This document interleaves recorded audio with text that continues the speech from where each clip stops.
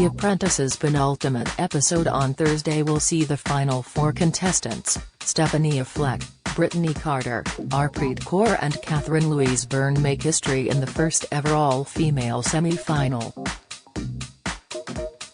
Last week's episode saw both Aaron Willis and Akeem Bundukamara given their marching orders, meaning the four women will battle it out in the nail-biting interview stages in a bid to become Lord Sugar's latest business partner. In a candid chat, the ladies opened up on their strong friendship, almost being fired, women in business and amazing boardroom chats with Lord Sugar as they quipped that this year, the girls were hungry for it. Stephanie Fleck detailing how she feels to have made the final four. Online children's store owner Stephanie remarked, "It feels crazy if I am honest with you. I always believed if I set my mind to it I could achieve it, but it doesn't take away from the fact that out of the hundreds and thousands of people who applied, I am sitting in the top four of that. To be sharing this experience with three others who I admire and love so much is the cherry on top." On her secret bond with the business mogul, she added, "I'm aware I haven't had the smoothest of runs and some might be questioning why I'm still there, but I think Lord Sugar sees something in me. We did have some amazing chats in the boardroom about family and business and I just think he gets me, he understands what I am about and can relate. Lord Sugar reminds me a lot of my dad, so to calm my nerves in the boardroom I would just imagine I was talking to my dad. That tactic typically helped when things went wrong, and as we can see for me they definitely did. A lot. I am nowhere near the perfect finished product, but I am willing to learn and I think Lord Sugar appreciates anyone that shows willing to put themselves out there, to make mistakes in order to improve." The TV star went on to express how strong this year's crop of female candidates were, adding that she hopes there will be a day when their gender is irrelevant when it comes to business and success. Stephanie explained, "I think this is definitely the year of the girls on The Apprentice and I am so proud to be a part of that. To be standing here as one of the top four women knowing how strong the top 8 women were, I hope we have done them all proud. We are all strong, smart, sharp women who know what we want, and we are not afraid to go and get it. To be honest, tough, I think it is just reflective of society because women definitely do have more hurdles to jump when it comes to business, whether that is limited funding, gender inequality etc. I can't wait until we get to the point where we are just considered 4 finalists and the fact we are female is irrelevant. The other 3 girls and myself are smart, sharp business people that fully deserve to be in the running for Lord Sugar's investment." Sheryl Sandberg mentions in future, "There will be no female leaders, just leaders, and I am glad us 4 are standing here today to prove we can do just as good as the men, if not better, and our equal counterparts.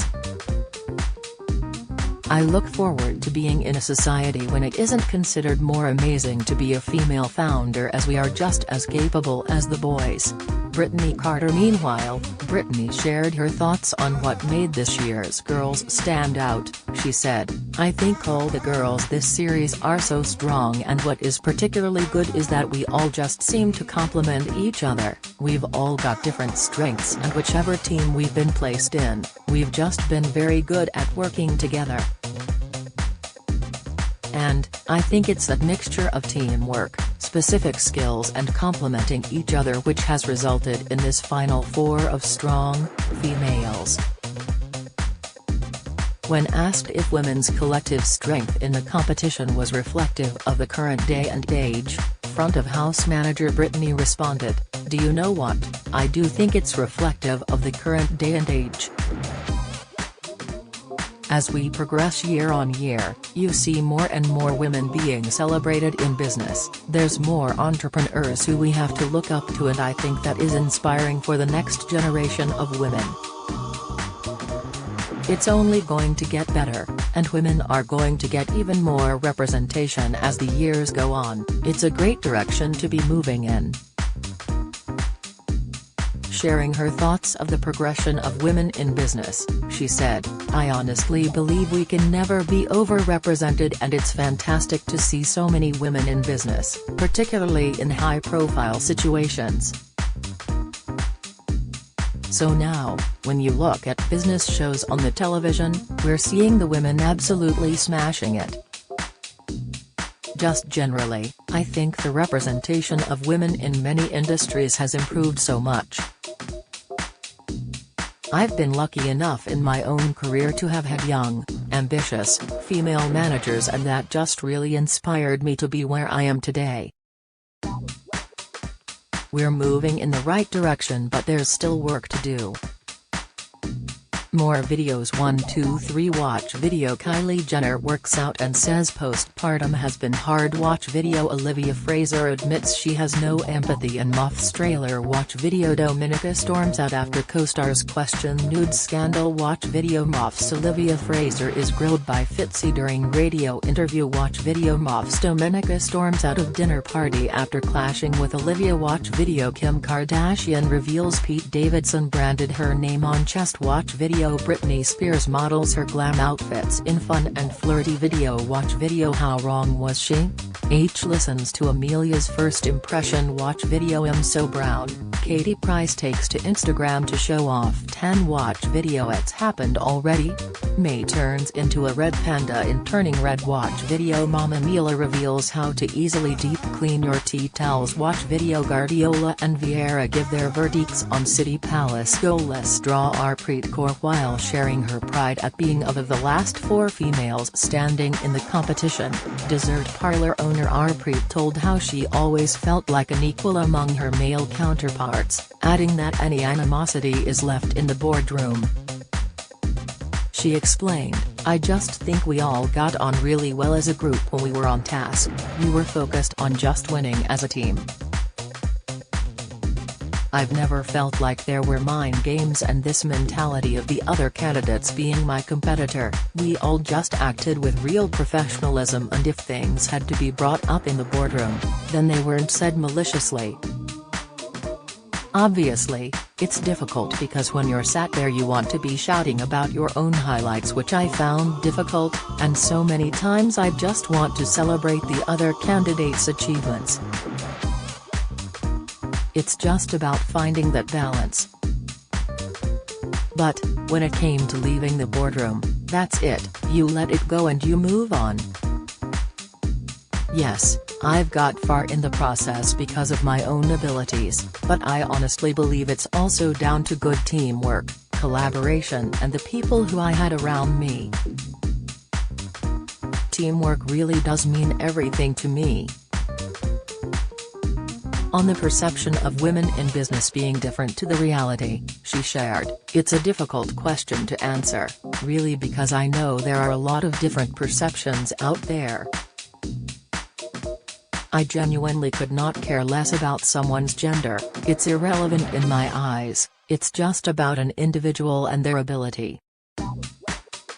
That said, I do find that if a woman is in charge and has a certain style of leadership, she can be accused of being bossy. I know I have a couple of times myself from being on the show.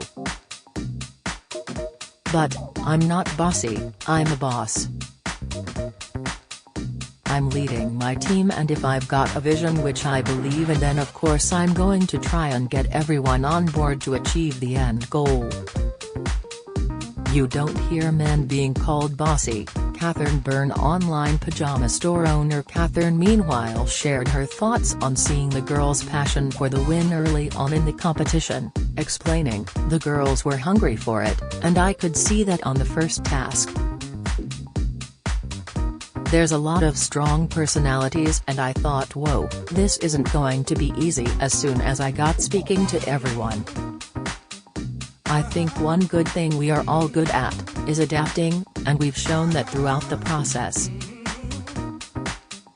We've put ourselves out there even on tasks we have no experience in, and have always tried our hardest and gave 110%.